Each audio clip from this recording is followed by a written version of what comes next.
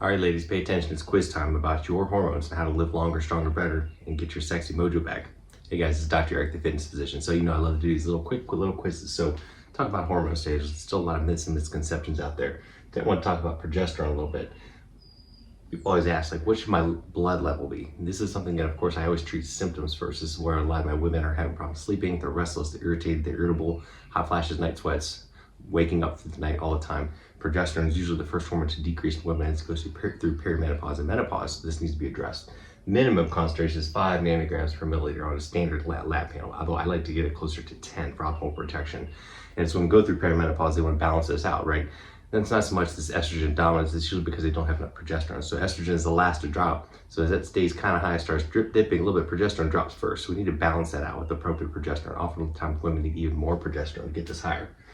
Progesterone, it can decrease breast epithelial proliferation. True or false? In other words, protecting against breast cancer. True, absolutely. This is one of the best things about it. It balances out. It's apoptotic to breast cancer cells, and it actually kills breast cancer cells. So it's testosterone, by the way.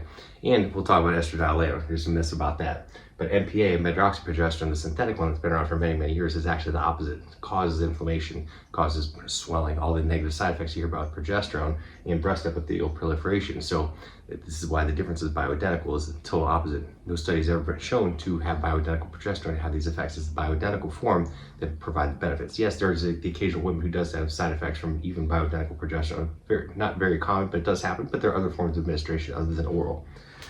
Here's a good case. I see this a lot. For example, 53-year-old woman, hot flashes, she's not feeling very well. On her lab panel, her estrogen is high, it's 220. FSH is high, 56. Most people think, oh my gosh, you're in menopause, right?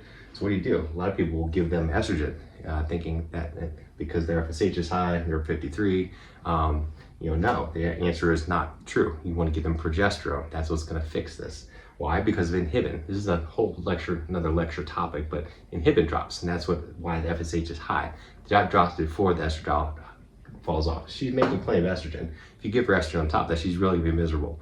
She may have too much estrogen. You can have too much of anything, even water, right? But this is why you don't want to do it. You want to give progesterone. So she's not in menopause. It's because of inhibin that drops first. No one talks about this. Very few people talk about this.